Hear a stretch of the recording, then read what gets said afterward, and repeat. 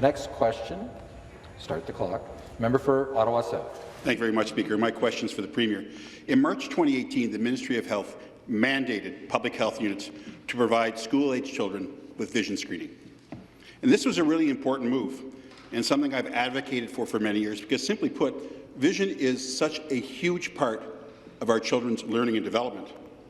The challenge now, though, is they can get screened, but they can't go to an optometrist to get the help that they need, to get the glasses they need.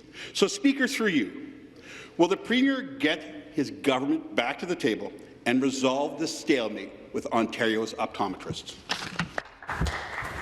The Deputy Premier and Minister of Health. Speaker, and thank you very much to the member opposite for the question.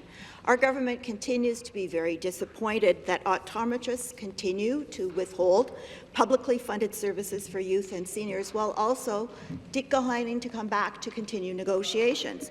Our government has continued to fund OHIP services for seniors and youth, and there's no reason why the optometrists can't continue to provide services while we continue to negotiate.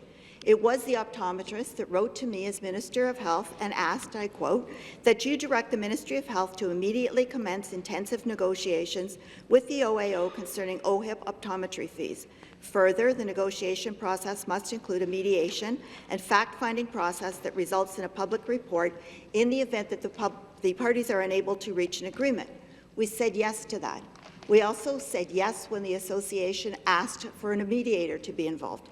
We also said yes to their choice of mediator, who's a very accomplished and experienced individual.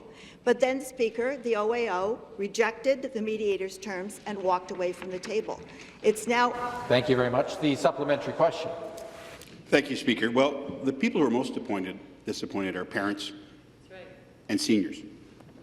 So, Speaker, Ontario's vision screening program actually came out of a lot of work with Ontario's optometrists. I know this. And their I See, I Learn program was designed to make sure that children who needed glasses would have them, despite whatever their family's income was. And I know they care about their patients, and I know they really care about kids. So what the government is offering optometrists, it's just not reasonable. So lawyers or doctors, engineers, small business owners would not accept these kind of losses. So what Ontario's children and seniors need from this government is for them to come back to the table with a fair and reasonable offer now, so that they can get back to be able to live and to learn. This has gone on way too long. So, Speaker, will the minister commit to doing this? Minister of Health.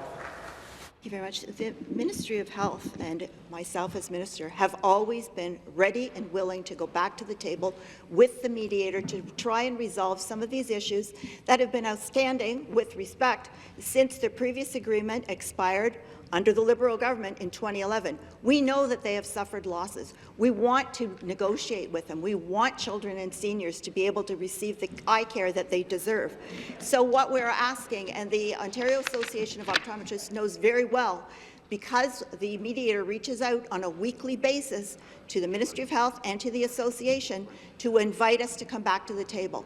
So the association knows very well what is necessary to do in order to do that. The Ministry of Health is ready to do that. We ask the optometrists to come back to the table because I certainly agree with you that children and seniors deserve far better.